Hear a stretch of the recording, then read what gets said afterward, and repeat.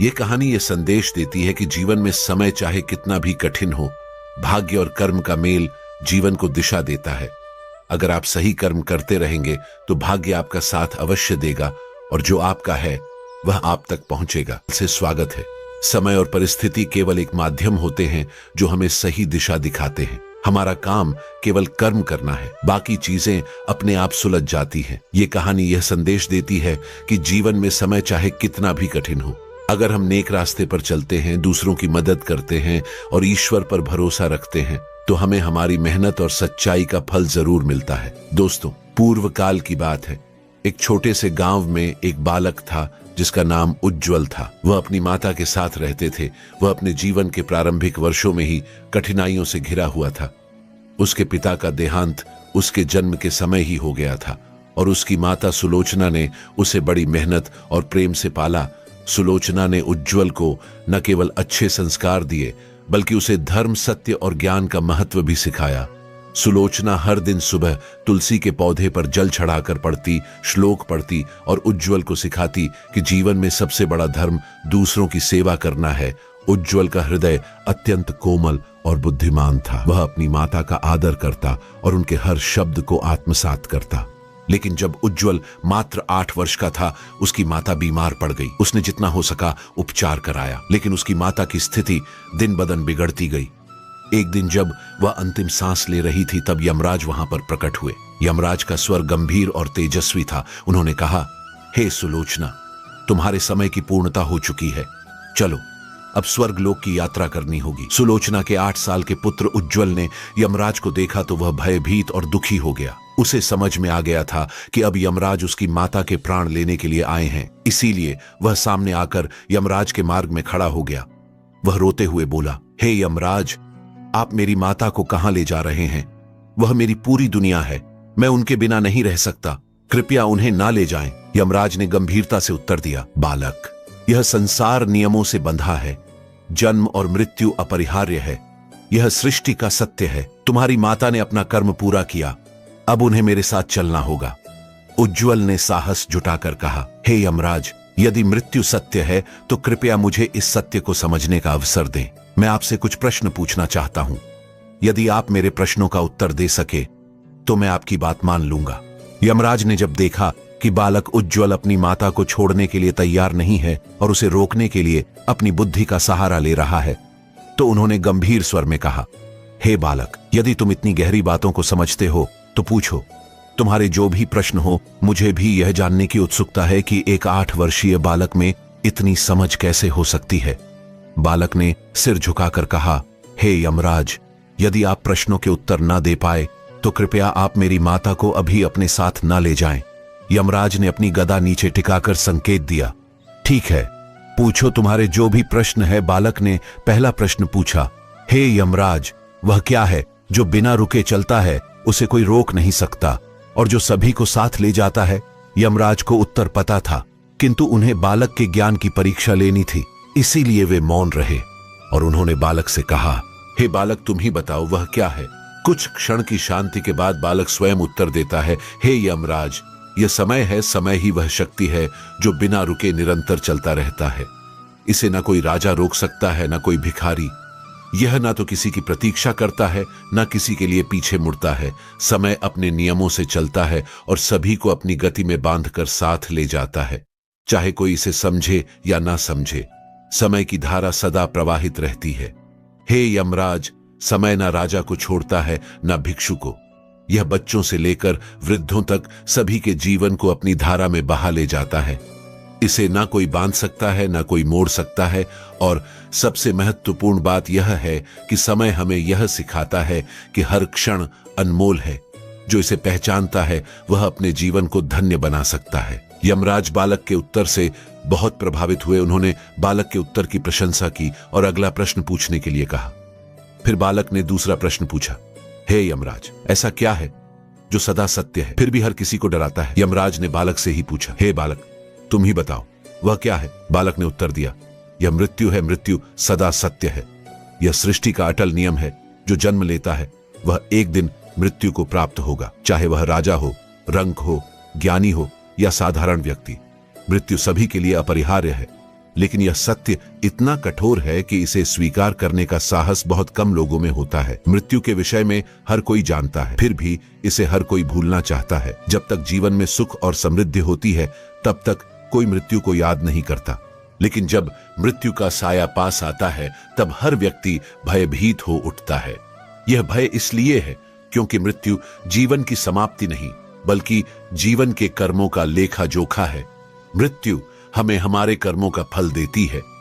यही कारण है कि जो अपने कर्मों में सत्य और धर्म का पालन करते हैं वे मृत्यु से नहीं डरते, लेकिन जो अपने कर्मों से पद भ्रष्ट होते हैं वे इससे घबराते हैं। अटल है क्योंकि यह जीवन का सबसे बड़ा सत्य है, परंतु इसे समझने और स्वीकार करने के लिए आत्मा का विकास और सत्य का बोध आवश्यक है। मृत्यु केवल एक अंत नहीं बल्कि एक नई शुरुआत है जो आत्मा को उसके अगले कर्मों की यात्रा पर ले जाती है। यमराज का मुख और गहन हो गया। यमराज ने अपने मन में सोचा, यह बालक अपने सत्य और प्रेम के बल पर मृत्यु के कठोर सत्य को भी स्वीकार कर चुका है। ऐसे ज्ञान और साहस की परीक्षा लेना मेरे लिए भी गौरव की बात है। बालक ने अगला प्रश्न पूछा, हे यमराज, एक ऐसा रिश्ता बताइए जो जन्म से शुरू होता है परंतु मृत्यु के बाद भी समाप्त नहीं होता। यमराज ने फिर से बालक को उत्तर देने के लिए कहा। उत्तर देते हुए बालक बोला, यह माता और पुत्र का रिश्ता है। माता का प्रेम पुत्र के जीवन की नींव है। यह रिश्ता केवल जन्म और मृत्यु का नहीं है, यह आत्मा से जुड़ा हुआ है। यमराज बालक की बातों पर गंभीरता से विचार करने लगे। फिर उन्होंने उसे अगला प्रश्न पूछने के लिए कहा। बालक ने अगली पहेली पूछी, हे यमराज, ऐसा क्या है जो दिखाई नहीं देता परंतु इसे हर कोई अनुभव करता है और इसके बिना कोई जीवित नहीं रह सकता। यमराज ने गंभीरता से बालक की ओर देखा और कहा, बताओ बालक, तुम्हारी इस पहेली का उत्तर क्या है? उत्तर देते हुए उज्ज्वल ने कहा, हे यमराज, यह प्रेम है। प्रेम वह शक्ति है जो दिखाई नहीं देती परंतु इसे हर कोई अपने भीतर अनुभव करता है। यह वह अदृश्य ऊर्जा है जो इस सृष्टि को जीवित रखती है। प्रेम को ना देखा जा सकता है, न छुआ जा सकता है, लेकिन यह हर जीव के जीवन का आधार है। यह एक ऐसी अनुभूति है जो जन्म से लेकर मृत्यु तक हर व्यक्ति के साथ रहती है। माता का पुत्र के प्रति प्रेम इसका सबसे बड़ा उदाहरण है। मेरी माता ने मुझे इस दुनिया में जन्म दिया, लेकिन यह प्रेम ही था जिसने उन्हें मुझे पालने और संस्कार देने की शक्ति दी। उनका प्रेम न तो मुझे दिखाई देता है न मैं उसे छू सकता हूँ, परंतु मैं हर क्षण उसे अनुभव करता हूँ। उनकी आंखों में, उनके शब्दों में और उनके स्पर्श में मैं उनके प्रेम को महसूस करता हूँ। यदि इस संसार से प्रेम को हटा दिया जाए तो कुछ भी शेष नहीं रहेगा। प्रेम वह है जो हमें इंसान बनाता है, हमें जोड़ता है और हमें यह सिखाता है कि जीवन का वास्तविक अर्थ क्या है। यमराज ने मौन रहकर बालक के उत्तर को स्वीकार किया। उनके भीतर बालक के ज्ञान और उसकी माता के प्रति प्रेम के लिए आदर और भी गहरा हो गया। बालक के शब्दों ने उनके हृदय को छू लिया और वे अगली पहेली के लिए प्रतीक्षा करने लगे। फिर उज्ज्वल ने अगला प्रश्न पूछा, हे यमराज, ऐसी कौन सी चीज है जो एक बार टूट जाए तो दोबारा पहले जैसी नहीं होती? यमराज ने बालक की ओर देखा और कहा, तुम ही बताओ बालक, वह क्या है? उत्तर देते हुए बालक बोला, यह विश्वास है। यदि विश्वास टूट जाए तो उसे दोबारा पाना अत्यंत कठिन है। माता और पुत्र के रिश्ते में विश्वास सबसे अहम है। माता अपने पुत्र पर यह विश्वास करती है कि वह उसकी दी हुई शिक्षाओं का पालन करेगा, उसके प्रेम और त्याग का सम्मान करेगा। इसी प्रकार पुत्र अपनी माता पर यह विश्वास करता है कि वह उसके हर सुख दुख में साथ देगी। यह विश्वास ही उनके रिश्ते को अटूट बनाता है। हे यमराज, विश्वास केवल रिश्तों तक सीमित नहीं है, यह जीवन का आधार है। यदि मनुष्य अपने ईश्वर पर, अपने धर्म पर या स्वयं पर विश्वास खो दे तो उसका जीवन अंधकारमय हो जाता है। विश्वास ही वह शक्ति है जो हमें हर कठिनाई से लड़ने का साहस देती है। बालक का ज्ञान देखकर यमराज प्रसन्न हुए। उन्होंने मौन रहकर बालक के उत्तर को स्वीकार किया। उनके भीतर यह विचार और पुख्ता हो गया कि यह बालक केवल अपनी माता के प्रति प्रेम और कर्तव्य से प्रेरित नहीं है, बल्कि जीवन और सत्य के मूल सिद्धांतों को भी समझने में सक्षम है। यमराज बालक की अगली पहेली के लिए प्रतीक्षा करने लगे। फिर बालक ने अगला प्रश्न पूछा, ऐसा क्या है जो स्वयं मिट जाता है परंतु दूसरे के जीवन को रोशन करता है? यमराज ने आश्चर्य से बालक की ओर देखा और कहा, बताओ बालक, वह क्या है? बालक ने उत्तर देते हुए कहा, हे यमराज, यह माता है। माता अपने सुख और इच्छाओं का त्याग करती है ताकि उसका पुत्र अच्छा जीवन जी सके। फिर बालक ने अगला प्रश्न पूछा, ऐसी कौन सी चीज है जो हर किसी के पास है, फिर भी हर किसी की अलग होती है? इस प्रश्न से यमराज गंभीर हो गए।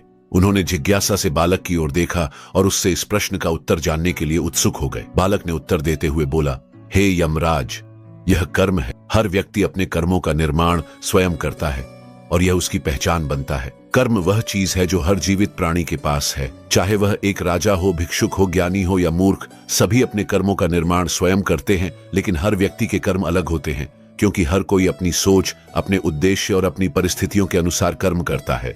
यही कारण है कि कोई भी दो व्यक्तियों के कर्म समान नहीं हो सकते। कर्म ही वह चीज है जो हमारी पहचान बनाता है। मनुष्य को उसके कर्मों से ही याद किया जाता है। यदि उसके कर्म अच्छे हो तो वह पूजनीय बनता है, और यदि उसके कर्म बुरे हो तो वह तिरस्कार का पात्र बनता है। यही कारण है कि कर्म केवल हमारे वर्तमान को नहीं, बल्कि हमारे भविष्य को भी निर्धारित करते हैं। हे यमराज, यह संसार कर्मों से चलता है।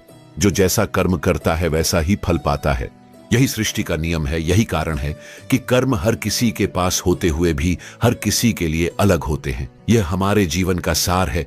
बालक का यह उत्तर सुनकर यमराज उस पर प्रसन्न हो गए। वे मौन होकर बालक के उत्तर को स्वीकार करते रहे और अगली पहेली सुनने के लिए प्रतीक्षा करने लगे। फिर बालक ने अगला प्रश्न पूछा, हे यमराज, ऐसा कौन सा रिश्ता है जो जन्म के साथ बनता है, परंतु उसे निभाने के लिए ज्ञान और धैर्य चाहिए? यमराज ने बालक के मुख पर दृष्टि डाली और उत्तर सुनने के लिए उत्सुक हो गए। बालक ने उत्तर देते हुए कहा, हे धर्मराज, यह माता और पुत्र का रिश्ता है। यह रिश्ता सहज तो है, परंतु इसे निभाने के लिए माता का त्याग और पुत्र का सम्मान जरूरी है। फिर बालक ने और एक प्रश्न पूछा, ऐसी कौन सी चीज है जो खोने पर रोने को मजबूर कर देती है, लेकिन पाने पर हम उसे महत्व नहीं देते? बालक ने उत्तर देते हुए कहा, हे यमराज, यह समय और माता का साथ है।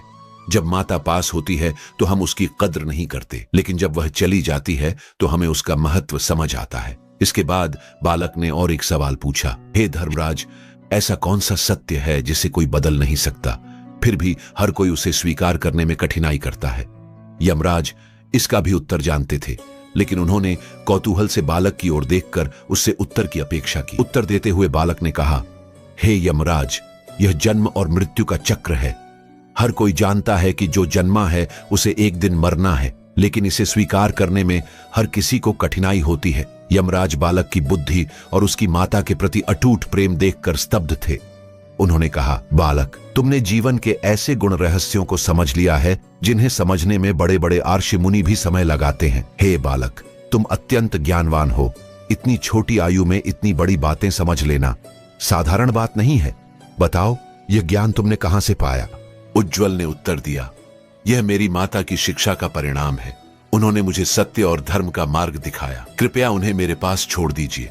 उनके बिना मेरा जीवन अंधकारमय हो जाएगा। यमराज ने अपनी गधा को टेकते हुए कहा, बालक, मैं तुम्हारी माता के प्राण तो लौटा नहीं सकता, किंतु तुम्हारी ज्ञान की परीक्षा ने मुझे प्रभावित किया है। इसीलिए मैं तुम्हें एक वरदान देने को तैयार हूं, परंतु याद रखना, यह वरदान धर्म और सत्य के मार्ग से हटकर नहीं होना चाहिए। उत्तम ने सिर झुकाकर कहा, हे यमराज, मैं आपसे कोई बड़ा वरदान नहीं मांगता। मुझे यह वरदान दीजिए कि मेरी पूछी गई आखिरी पहेली का उत्तर सत्य हो जाए। यमराज ने कुछ क्षण विचार किया। उन्हें लगा कि बालक का यह वरदान हानि नहीं करेगा। उन्होंने कहा, तथास्तु, मैं तुम्हें यह वरदान देता हूं कि तुम्हारी अंतिम पहेली का उत्तर सत्य होगा। अब अपना अंतिम प्रश्न पूछो। बालक ने अपनी माता की ओर देखा, फिर यमराज की ओर देखकर कहा, हे यमराज, मेरी अंतिम पहेली यह है, क्या ऐसी कोई शक्ति है जो मृत्यु को भी हरा सकती है? यमराज ने गंभीर स्वर में कहा, इसका उत्तर तो तुम ही दो। बालक, यह तुम्हारी पहेली है। उज्ज्वल ने साहस भरे स्वर में उत्तर दिया, हां, ऐसी शक्ति है, और वह शक्ति है प्रेम। माता का पुत्र के प्रति प्रेम और पुत्र का माता के प्रति प्रेम ऐसा अटूट बंधन है जो मृत्यु को भी पीछे हटने पर मजबूर कर सकता है। यमराज यह सुनकर चौंक गए। उन्होंने बालक के शब्दों पर विचार किया और बोले, बालक, तुम्हारा उत्तर गुणवान है। प्रेम को मृत्यु पर विजय कैसे प्राप्त हो सकती है? मृत्यु तो सत्य है, अटल है। उज्ज्वल ने अपनी बात स्पष्ट की। हे यमराज, प्रेम की शक्ति ऐसी है कि वह किसी को भी बदल सकती है। यदि प्रेम सच्चा हो तो वह असंभव को संभव बना सकता है। मेरा अपनी माता के प्रति प्रेम और उनकी मेरे प्रति ममता मृत्यु के सत्य को भी झुका सकती है। आपने मुझे वरदान दिया है कि मेरी अंतिम पहेली का उत्तर सत्य होगा। अब मेरा यह उत्तर सत्य बनाइए। यमराज यह सुनकर गहरी उलझन में पड़ गए। उन्होंने सोचा आपने मुझे वरदान दिया है कि मेरी अंतिम पहेली का उत्तर सत्य होगा। अब मेरा यह उत्तर सत्य बनाइए। यमराज यह सुनकर गहरी उलझन में पड़ गए। उन्होंने सोचा, मैंने बालक को वरदान दे दिया है और अब मुझे उसका उत्तर सत्य करना होगा। यदि मैं उसकी माता को नहीं लौटाता हूं तो यह मेरे अपने वचन का उल्लंघन होगा। यमराज ने अंततः कहा, हे बालक, तुम्हारा प्रेम और तुम्हारी बुद्धि ने मुझे परास्त कर दिया। मैं धर्म का पालन करता हूं और अपने वचन से पीछे नहीं हट सकता। तुम्हारी माता की आत्मा तुम्हें लौटा हूं, यह प्रेम की विजय है। यमराज ने अपने शक्तिशाली त्रिशूल से एक ज्योति उत्पन्न की और सुलोचना की आत्मा को वापस उसके शरीर में प्रविष्ट कर दिया। सुलोचना ने धीरे धीरे आंखें खोली और अपने पुत्र को देखा। वह आंसुओं से भर आई और उसे गले लगा लिया। यमराज ने बालक से कहा, हे बालक, तुम्हारे प्रेम ने यह सिद्ध कर दिया कि सच्चा प्रेम मृत्यु से भी बड़ा है। परंतु याद रखना, यह प्रेम केवल तभी प्रभावी होता है जब वह निस्वार्थ और पवित्र हो। अब मैं तुम्हें और तुम्हारी माता को आशीर्वाद देकर प्रस्थान करता हूं। उज्ज्वल ने यमराज से प्रार्थना की, हे देव, मेरे पिता ने जो भी पाप किए हो उनके लिए मैं क्षमा मांगता हूं। मैं उनके पितृ ऋण को चुकाना चाहता हूं। कृपया उन्हें भी मुक्ति प्रदान करें। यमराज ने उत्तम की प्रार्थना स्वीकार की और उसके पिता की आत्मा को भी स्वर्ग भेज दिया। सुलोचना ने स्वस्थ होकर अपने पुत्र को गले लगाया। यमराज ने आशीर्वाद दिया, हे बालक, तुम सदा धर्म और सत्य के मार्ग पर चलोगे। तुम्हारा जीवन प्रेरणा बनेगा। तुम्हारी भक्ति और ज्ञान इस संसार को आलोकित करेंगे। इस प्रकार उज्ज्वल ने अपने माता पिता दोनों को प्राप्त किया और उनका जीवन एक प्रेरणादायक उदाहरण बन गया। यह कहानी हमें सिखाती है कि प्रेम, सत्य और धर्म सदा विजय होते हैं। जीवन और मृत्यु तो सृष्टि के नियम है, लेकिन सही कर्म और ज्ञान से हम अपने जीवन को अर्थपूर्ण बना सकते हैं। भाग्य को कोसने वाले और कर्म से भागने वाले लोग जीवन के वास्तविक आनंद से वंचित रह जाते हैं। जो तुम्हारे नसीब में लिखा है उसे कोई छीन नहीं सकता, लेकिन उसे सार्थक बनाना तुम्हारे कर्मों पर निर्भर है। एक घने जंगल में एक सुंदर आश्रम था, जहां एक गुरु अपने शिष्यों के साथ रहते थे। वह आश्रम शांति और ज्ञान का केंद्र था। गुरु अत्यंत विद्वान और अनुभवी थे और उनके शिष्य बड़ी श्रद्धा और भक्ति से उनके मार्गदर्शन में शिक्षा ग्रहण करते थे। एक दिन एक जिज्ञासु शिष्य गुरु के पास आया और बोला, गुरुदेव, मैं एक बात समझ नहीं पा रहा हूं। यदि भाग्य में सब कुछ पहले से तय है तो फिर हमें प्रयास करने की क्या आवश्यकता है? क्या सच में भाग्य को बदला नहीं जा सकता? गुरु मुस्कुराए। उन्होंने शिष्य को प्रेम पूर्वक देखा और बोले, वत्स, यह प्रश्न बहुत महत्वपूर्ण है। भाग्य और कर्म के बीच का संबंध बहुत गहरा है। इसे समझाने के लिए मैं तुम्हें एक कथा सुनाता हूं। ध्यान से सुनो।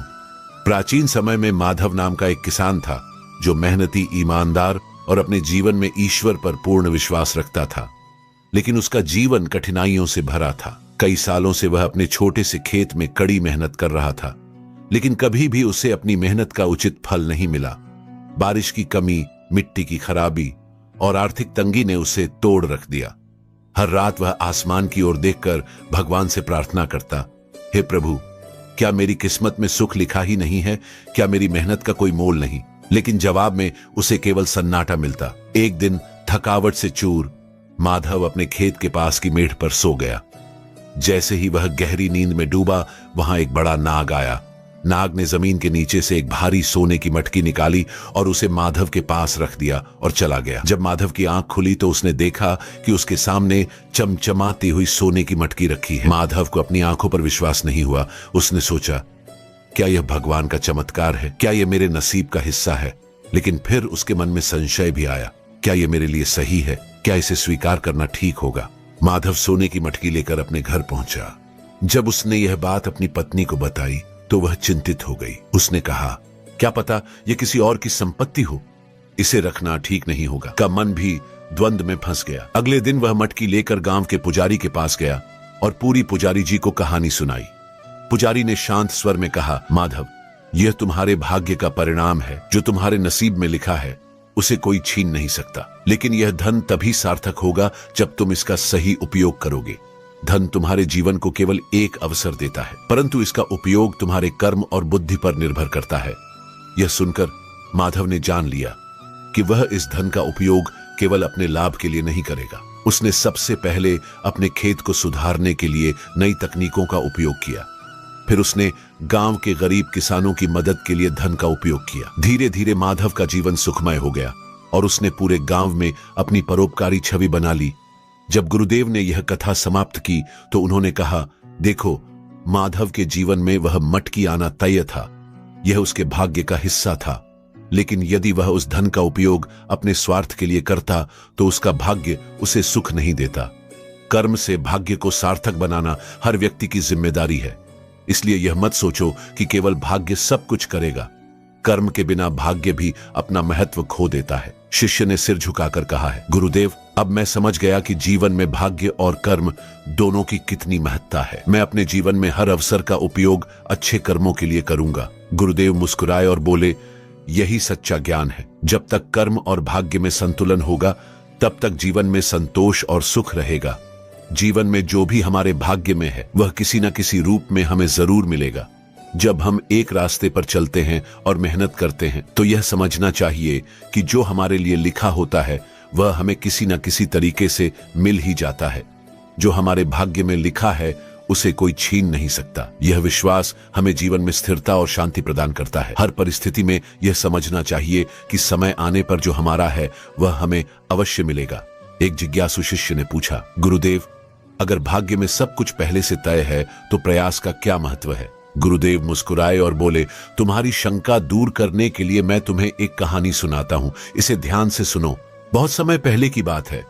कांचीपुर के पास एक छोटे राज्य का राजा राजेंद्र सेन अपनी प्रजा का प्रिय और धर्मप्रिय शासक था, लेकिन वह अपने भाग्य को लेकर हमेशा चिंतित रहता। उसे हर काम में यही डर रहता कि कहीं उसका भाग्य उसे धोखा न दे। एक दिन राज्य में एक प्रसिद्ध ज्योतिषी आए। राजा ने उसे बुलाया और अपना भविष्य जानने की इच्छा जताई।